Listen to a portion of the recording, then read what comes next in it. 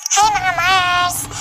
First time natin gagawa ngayong Mars ng ating fried chicken. So ayun guys, namalengke na kami guys sa market. Commonwealth Market lang yun siya guys. Bumili kami guys ng fresh pepper planta talaga guys sa mismong katayan siya. So ayan guys, silinisan natin siya ngayon isa-isa. Dahil first time ko nga naman maglinis. So ayan, tamang load ng YouTube. Paano gagawin?